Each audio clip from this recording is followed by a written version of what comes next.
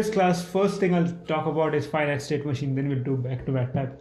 So a finite state machine is going to be very critical when we program legged robot, or any, for that matter, any manipulator to do something useful. It's basically a way of organizing the code so that the the system can do what you want it to do. And so you can think of a state machine as having states.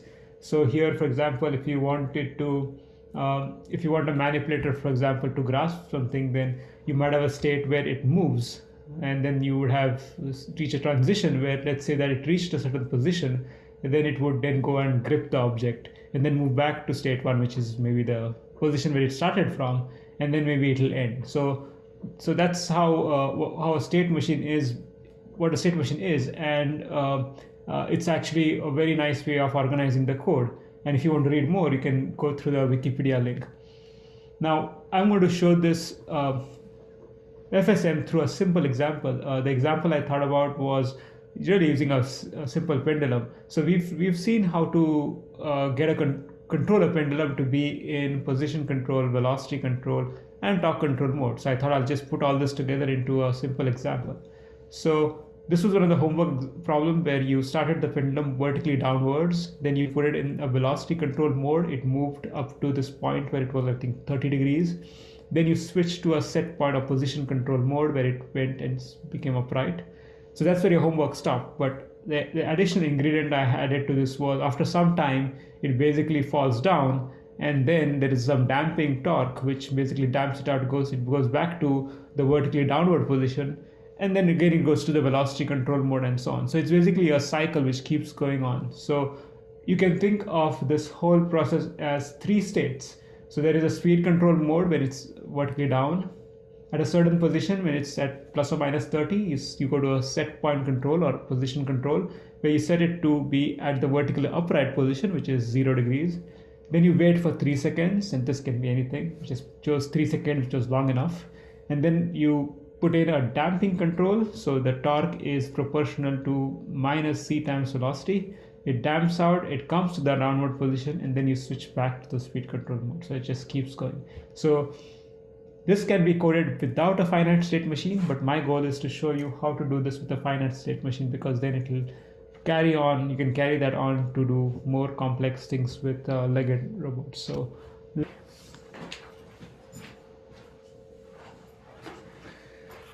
okay, so the main thing is that when it is at 0 degrees, it's up.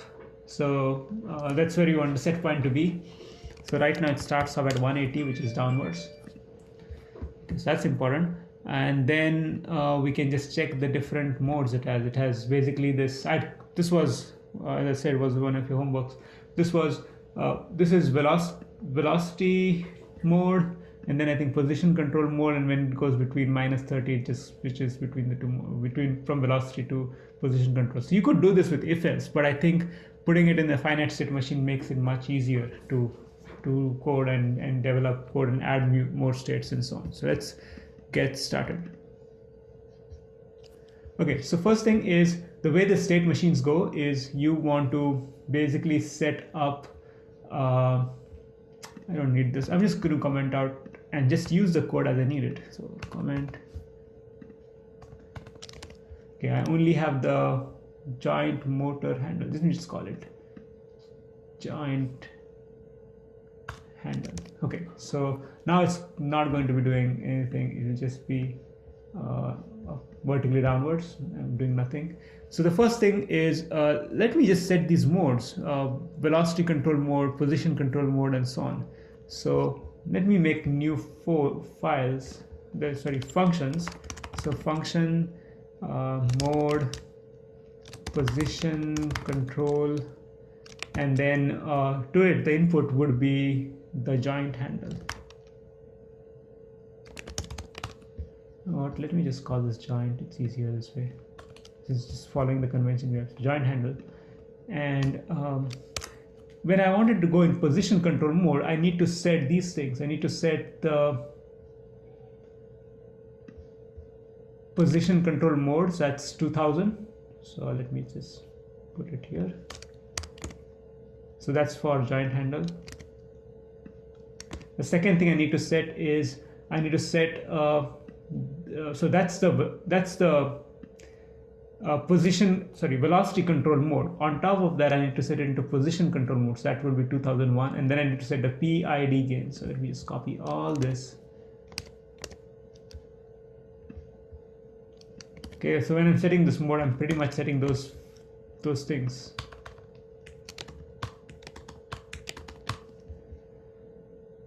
And then let me just keep it as it is. See what happens later on. Okay, so end. So that's my position control mode. The next mode is going to be the velocity control one, and that's actually easier than this one. So let me call that velocity control mode. And in this case, I only need to set that, right? Just the velocity control, which is that. And then of course I also need to turn off the position control mode. So I need to basically go here, take this, and then set that to 0, so that way it's not going to go into position control mode. So turn that off. And then I have the torque control mode, where it essentially does the same as this. So I could in principle just kept a combined mode of torque velocity, but let me just keep it this way so it's much easier to understand the code later on.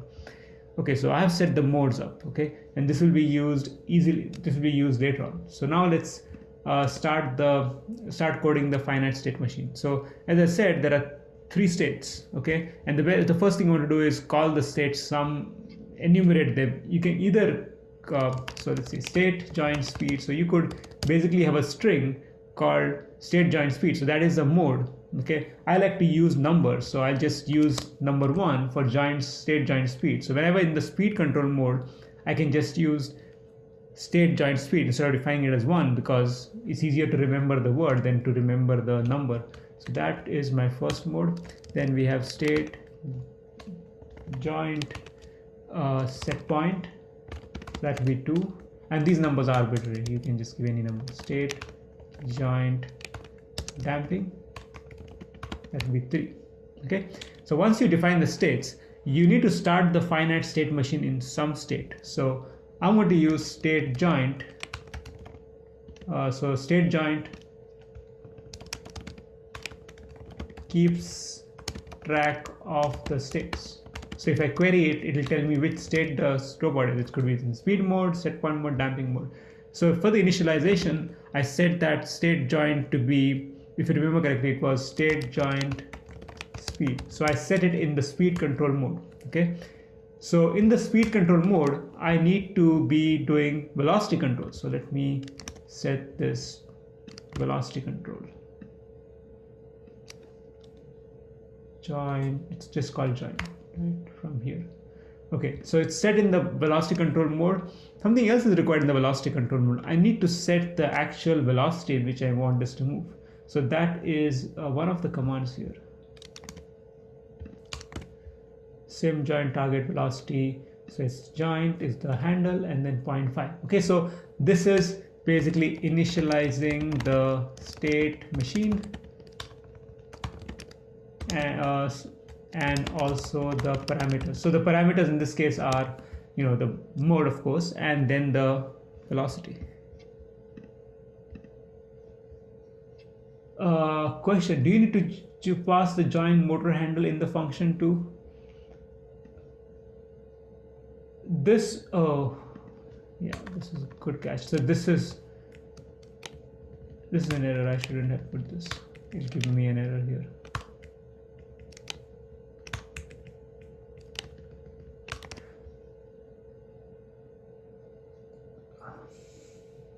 Okay, so we've set this up, and now is the place where we actually code the state machine. Now this is going to look slightly strange, but I can tell you that this is how it's a better programming practice. It will lead to more work in terms of coding, but you will see that there's value in this because it will make it easier to understand the state machine. So instead of having all the transitions and all the actions together, let me show what I mean. So in each state there is some action going on, right? So it could be setting up a torque or a position, So that goes inside that bubble. But then between these two, there is a linking condition, the condition which tells you going from this to this. So what the good practice is to actually have a separate chunk part of your code which addresses the transitions, and separate part which takes care of all these actions within the state machine. Okay, transitions and actions. Okay, so let's see how that is done. So what I'm going to do is I'm going to put all the transitions first and all the sort of actions in the state here. Okay, so let's see what let's do the actions first. Somehow they seem to be more intuitive, right? What happens in each of the states. So if the state is state joint, okay, so state joint is my variable which keeps track of the state. If it is in the state joint speed mode, so equal to this, then all I need to do is I set it into, well, assuming that it's already set in the mode, because I don't want to keep setting it in the mode every single time. I only need to set the speed here. So I just set the speed, and I'll show you where that thing will come. That'll actually come in the transition, because in the transition you set the mode and then you forget about setting the mode, you just set the velocity. So that's easy. Next is the state joint set point. Okay, now I need to set the position, which is this command. So copy that, hit this is joint, and in this case it's going to be, I think it's 0 degrees. Okay, looks good. Okay, and then I need to set up the last mode, which is state joint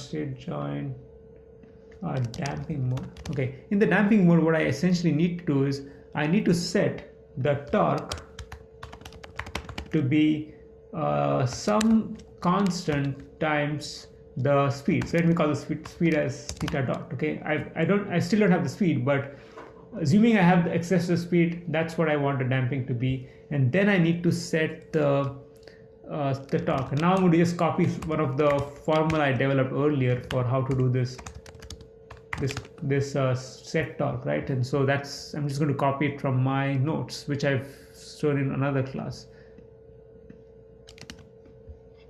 Okay, so this is the code which does. So here I can just keep it a joint motor handle. It's the local function file. I don't have to change it to joint handle or anything like that. So that's fine. And so this one will set the torque based on theta dot, and then now so there's a problem here, because now I don't know what the velocity is. So I need to get hold of the velocity, and actually I also would need the position some point of time, because I'm going to make the switch when the position is so and so. So I need to put this generate the position of the angle of the pendulum somewhere. The best place to put that actually is in the sensing part, okay, because that's where you will put all the IMU or any sensing component, any sensor measurement thing you put there. It's just much easier, cleaner to read it. So let's put the position. It might actually be here somewhere. It's not here. Position. Okay, see, it looks like I don't have it, but the way you get position is, and this was one of the command we did earlier, which is, if you want a position, it's sim.get joint position, and then here we need to pass joint, okay, and then that will give me the position, which is, let's say, theta. To get the velocity, which is theta dot, it actually goes slightly differently. I need to use the object float parameter. So the syntax for that is something like this: result, comma, theta dot equals sim dot get object float parameter, and then I think it was sim dot joint float param velocity. Okay, so this is how it's in the API, where this corresponds to the value. I think it's 2012, gives you the velocity. So this is available now, and now that can be used here. So we're pretty much done with the actions. Now we need to get and set the transitions. Okay, so let's look at that figure again. So the transitions are, in this case, when the position is plus or minus 30, a timer, and then when the downward position, so it's with 0 speed in the downward position is when you go back to speed control. Okay, so let's set those up. So go here. Okay, now transition. So first is, let's assume that we are in state joint speed. Okay.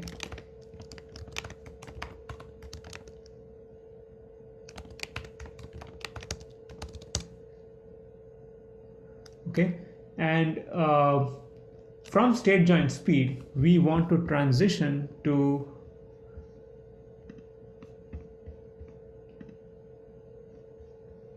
we open that file again. Okay, so we want to transition to set point control, right? So we want to check out for this angle. Okay, so only when the angle is between plus or minus 30 is when we want to transition. So we need to be in this mode and be in this range to transition. So there are two conditions, okay, not one, two conditions which we need to check. So let's go here and then say that this should be true, and theta, which I now already have in my sensing code, theta should be greater than minus 0.5 and theta should be less than 0.5. That's basically encompassing minus 30 to plus 30. Then what we need to do is I need to set state joint equals state joint set point. Okay, so it goes to this mode. Okay, so that's all I need to do. So every time this code runs, it checks if this condition is true and then it transitions. Once it transitions, then it will use the command for the set point. So it will do this. Okay, so that's one. Next, let's do check if you are in joint equals state joint set point. Okay, so if you're in set point and if the time is greater than 3 seconds, then you want to go to the next mode. The problem here is that you need to keep track of time in this mode. Unless you keep track of time in this mode, you cannot transition here. So you need to keep up time, and I don't have access to time. I have the simulation time, but I don't have the time spent in the state joint mode. So I need to create some variables inside here in the first mode in order to set a timer. So let's set a timer here, and this will help me to transition next. So this timer, so timer set equals sim.get simulation time. Okay, so the timers, okay, so this is basically going to give me time at which this state was reached.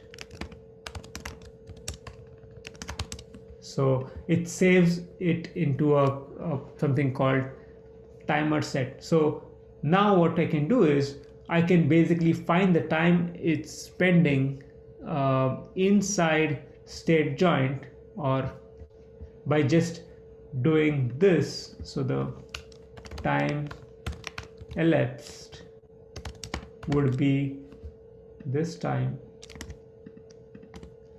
minus timer set, right? So this part of the code is executed just once, because once it transitions, this is no longer going to be set. So once it's set, I can keep track of time elapsed like this. Now this code doesn't look like the place for this is over there. In fact, a good place for this is into the place where I do state joint set point, right? And that's where I need to keep updating the timer. So what I do is I go to this state joint speed here, and then I keep track of elapsed time. So my elapsed time is kept updating. Keep doing that. Now this elapsed time, when that reaches 3 seconds, so this and time elapsed is greater than equal to 3.0, then I need to transition from state joint to, well, here it could be damping, right? So see this, so 3 seconds go to damping control, and the damping control, I've already taken care of what needs to be done in damping control mode. We only need to set this transition now from damping to speed control, and that happens when the pendulum is vertically down and its speed is close to 0. Okay, it won't be exactly 0, so I need to take care of that. So let's just do the last mode and we should be ready to run the code. If state joint is state joint damping, okay, and some other condition which I need to write, then state joint should go to state joint, the first one, joint speed, and that will complete the circle, right? But the question is, what is that additional condition? The additional condition is that this pendulum should be vertically down and should have 0 speed. If I just make it one of the two, like only the position, not the velocity, then every time it goes down, it'll immediately start pumping and going up. So that won't work. I need it to be close to 0. Now, there's one issue here though. So if you look at this, the down position, right? So that's 180, right? Now, if you do 185, so you see it became 175. The issue is that the way this goes is 0 is upwards, and then if you go counterclockwise, I think it gets a negative value, and if you go clockwise you get a positive value. But here you get a minus 180 if you come from the left counterclockwise, and if you come from the right, I think you get 180. So again, check that quickly. So we have 0 is up, now we go 178, and that's down, and then 180, which is fine, which is vertically down. Now let's go back to 0, and let's do minus 90. Interesting. Hold on. Okay, so I didn't do it quite right. Okay, so 0 first. Let's do 90. Okay, so 90, my bad. Counterclockwise is positive, so you see that 90, so it went from there to there, and then if you do 180, you get down. Okay, let's go back to 0. Now minus 90 is to the right, and then minus 180 is down. So you can see that here it's basically between it's 180 if you go this way, minus 180 if you go that way. Okay, so we need to take that into account. So I wish it was not so complicated. It was continuous, but it is not. So we basically wanted to switch when the angle is a little bit less than 180. Okay, so maybe 178 or 175, or it should be a little bit greater than minus 180, so minus 175. Okay, so we wanted to switch there, and the velocity should be 0. So if you want to do that, we have to do that in radians. So what I'll do here is I'll put the condition that if theta, okay, this is the angle, is less than math.pi, which is 180 minus 0.1. So that's like pi is 3.14 minus 0.1. So it's 3.04. Okay, it's less, or is right, right? Yeah, or is right. Okay, hold on. I think I'm doing this wrong. It should be between greater than 175. So it should be greater than, right? That should be greater than and not less than. Yeah, or theta should be less than minus math.pi plus 0.1. Okay, this is exactly the opposite, which is it should be between. It's just saying that it should be between. It should be either greater than 175 or 170. I'm just making a 175. It's something which is less than 180 by 0.1, and then it should be less than 180. Can you check the position cyclic box? You can set bounds to be 0 to 360. Okay, I see. Okay, we can do that. It's cyclic. Uncheck. Okay. Okay, I guess I can do that also. That's fine. So Okay, so that's the easier solution to remove that and then do it. Okay, so let me just do it with this way, since I already set it up. Okay, so that's true, but I need to check this or this, and I also need to check the velocity. Theta dot is greater than minus 0.1 and theta dot is less than 0.1.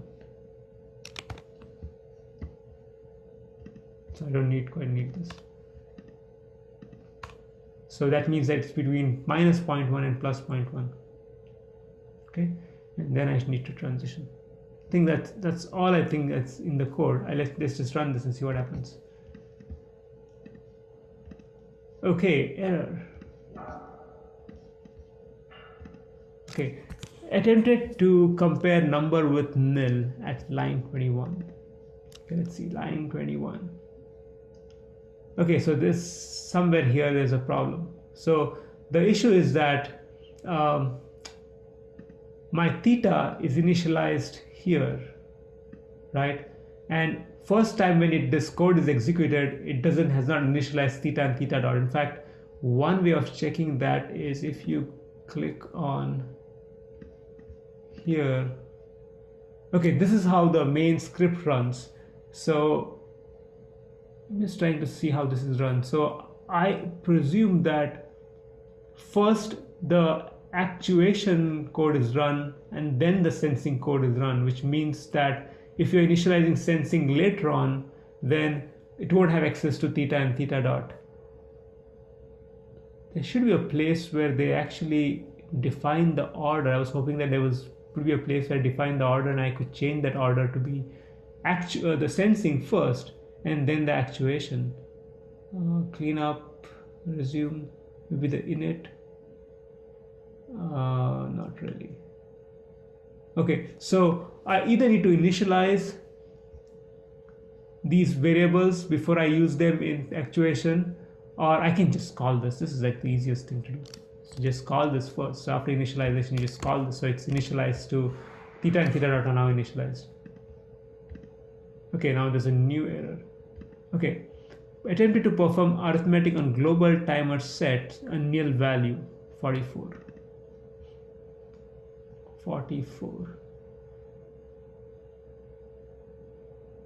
Okay, so the timer set is not been set.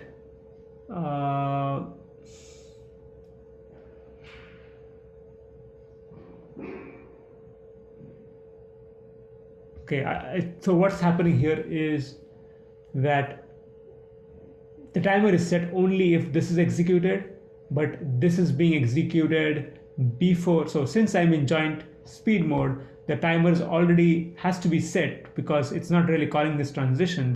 It's already using the timer set without going through this transition. So I need to initialize the timer set to some value. So I can actually set it in the initialization.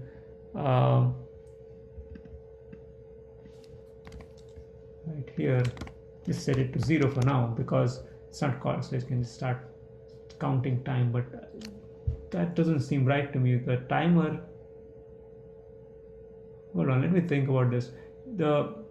I need to count time in set point mode. I shouldn't be counting time in that mode. So I think it's a mistake here. So this should not be here because I'm not counting time in the timer should be set once I'm in the set point mode, and then in that mode state joint set point, not here, is when I need to be keeping track of time elapsed, because then it will be used in this transition. I think this is right. Okay. Okay, there's another problem. Line 29. Attempted to compare number with nil, 29.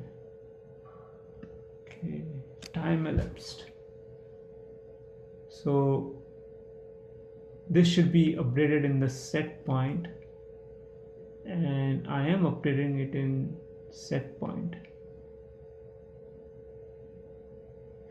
I'm doing something wrong here. Someone replied to me.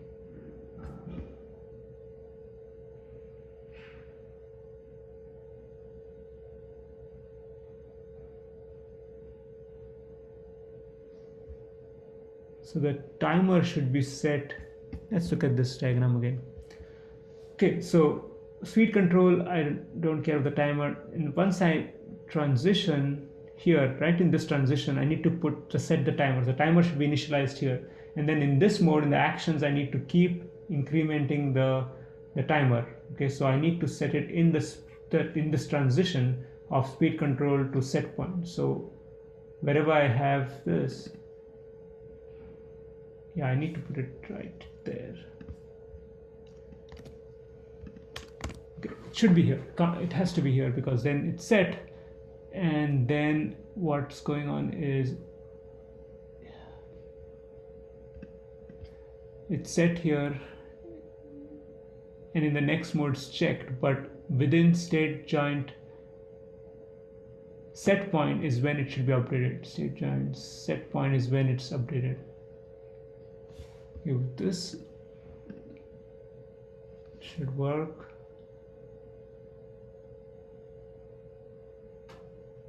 Okay, line 30.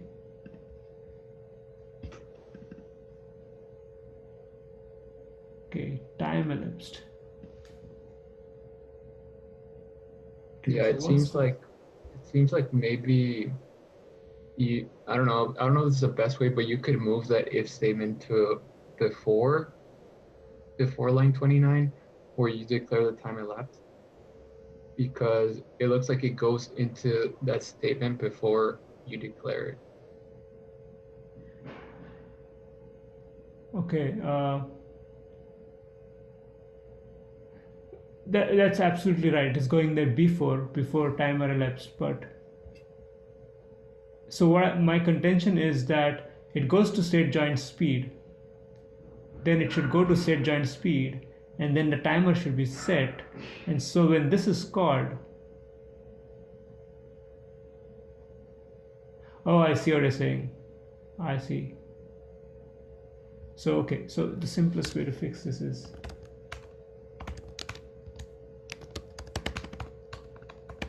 which is what it is, right? The elapsed time is 0. Yeah. Okay, this will work now.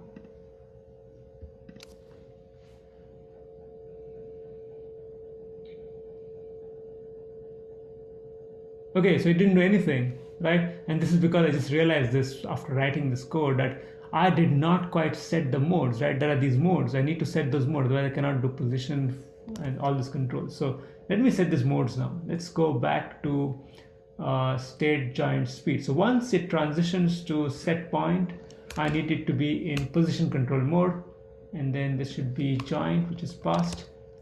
And then once it goes to damping mode, I need to set to torque mode.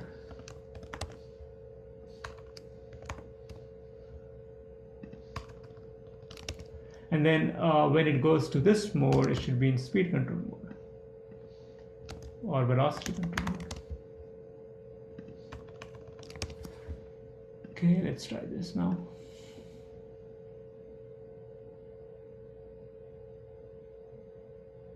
Okay, that's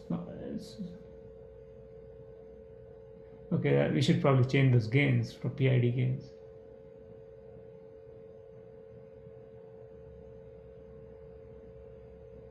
Okay, so it's not transitioning from torque mode to back to the set point, sorry, the speed control mode. Okay, let's see why it's not doing that.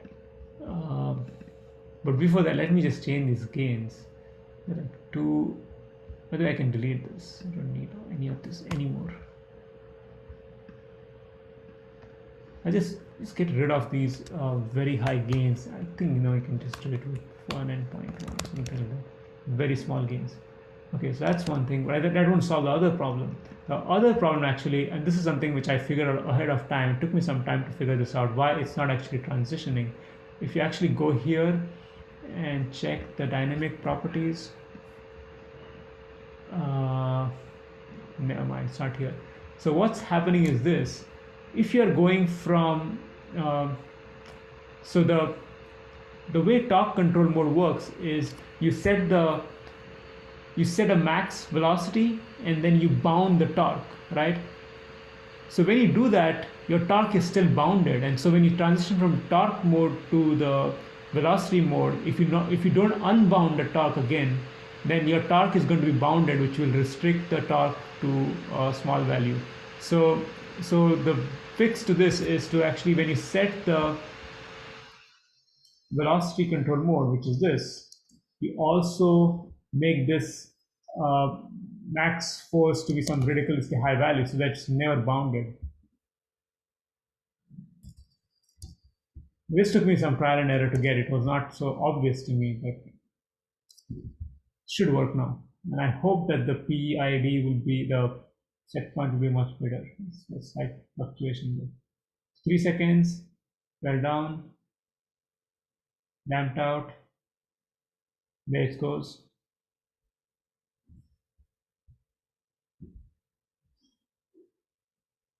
3 seconds and drops, damps out, goes back. And we can actually tune this so that it actually comes to a complete stop. Those numbers can be tuned a little bit finer. So it just keeps doing that. Now, this doesn't have to be, you can have a state where so this is cyclic, but you can have an end state, right? You could say that when it's in the vertically downward position, just end the state machine. And that state, that is kind of easy to add. You can kill the simulation, whatever you want to do. That's really the advantage of using this framework. Okay, so for example, and I can do this quickly, it's not a big deal. Let's just find how to kill the simulation. See, CoppeliaSim, regular API, pause simulation. Okay, so we want to pause the simulation or stop the simulation, whatever you want. Let's pause. So sim pause simulation. So what we can do is go here. We can define a new state, joint end sim or pause sim. So now what we want to do is we want to add that state to this state machine. And I can show you that it's actually pretty easy to do it. First of all, let's think of the action. So if the state joint equals state joint pause sim, okay, pause sim, then what do? Well, you just kill the simulation. Okay, so that kills the simulation, but we need to decide a place to transition. And I think the place to transition is potentially, well, you could put transition immediately when we after the damping mode. So let's just put this: if state joint equal to state joint uh, damping, no, state joint. So we want to kill it exactly here. State joint equals state joint damping.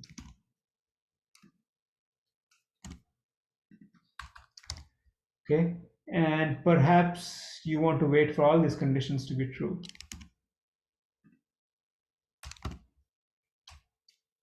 Okay, then what you want to do is you want to say state joint equals state joint end sim, and obviously pause sim.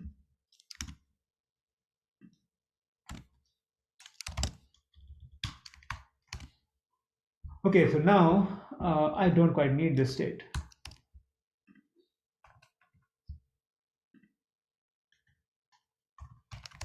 Right, so once it's damping, it waits for all this and then it just pauses the sim, and then it goes to the sim. It does that. Let's see how this works. Give me like 48. 48 is here. Oh, I forgot an and.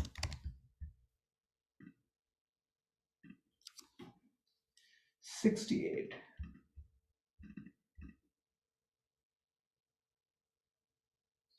68.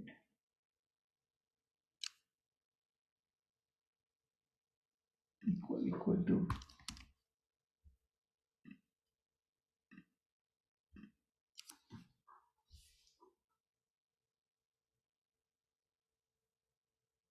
Okay,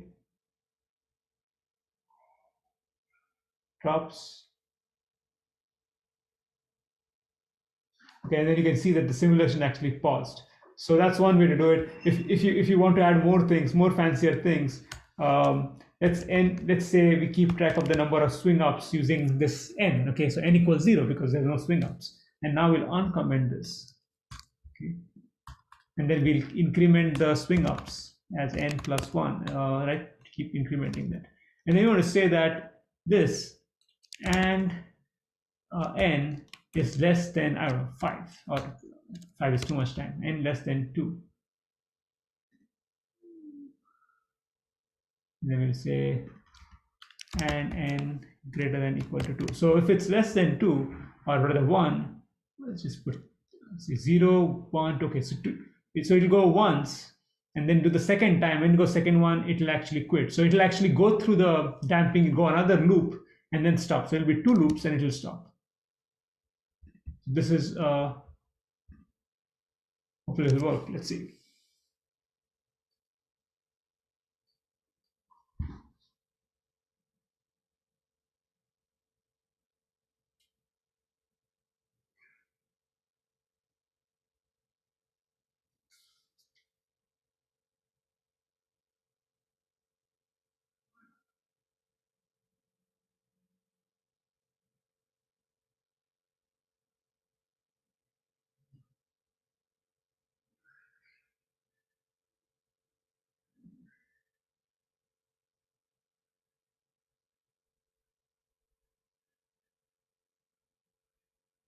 Yeah, so it's paused the simulation. So hopefully this is convincing that having a state machine can make your life easy, in the sense you can add states, remove states. What you want to do is, in this case, it was very easy to visualize what was going on, but you want to literally go through this diagram, rewire your FSM, right? Rewire it before you go back to the code and fix it. That way, you have the most updated condition. But this is a sort of an easy way in which you can program a controller. You only need access to the part where you have the actuation. So in a robot, typically when they give you a robot, there will be a place where you write code, right? That code will be a block like this, where this loop is called every X milliseconds. So if you have 1,000 hertz bandwidth, which means that this loop is called once per second, then this loop will be executed once per second. So you can write whatever you want here. You can write actuation code, which is calls 1 second. You can, if you want to go slower, then you can delay it for one. You can actually send commands, two commands well, one command in 2 seconds, so make it 500 hertz. You could also do some state estimation like this. You could actually have a block right inside actuation if you want, if to do sensing. But the key is, you want to write this code as modular as possible, because you will see that as you start noticing that the robot fails in this condition, that condition, you keep adding code, and then your code is going to be a spaghetti code, and then just becomes just impossible to debug this. Even right now, it's kind of hard to understand what is going on in this code, right? We develop the code so we know what it is, but it's really hard. But then if you communicate what's going on in the code with this, right, then it's much easier to understand. It's like a block diagram which people use for controls. You can use this diagram to show people, and then that you can then you can write the code. And I think that this should be the way to go if you're writing more complicated code, more complicated things. If you want your robot to do, like, your robot could be walking, running, jumping. It might have a sit mode, stand mode. You want to have these chunks for this. So for example, for sitting, you'll have one state machine. For standing, you'll have another state machine. For walking, you'll have another state machine. Running, you'll have another state machine. And then the question is, how do you transition between these state machines, which is another problem. So then it becomes a state machine on top of a state machine, which is, you cannot start running from a sitting position. You need to stand first. So you need to go sit, to stand, to walk, to run. And so that would be one of the thing here is to transition between these modes, which which by themselves are state machines. And within the state machine that is walking, you have this thing where you have to move the hips, you want to move the ankles, and so on. So that will have another state machine inside it. And so you can think of this code as having these chunks where you have different blocks for different state machines. So people organize this in various ways. So I've organized this using joints, right? Joints was, I had a state machine for the joint. Uh, some people would have a state machine for the leg, or sometimes they would have it for the what else? Joint and links. Yeah, pretty much joint and links are the two ways they do it.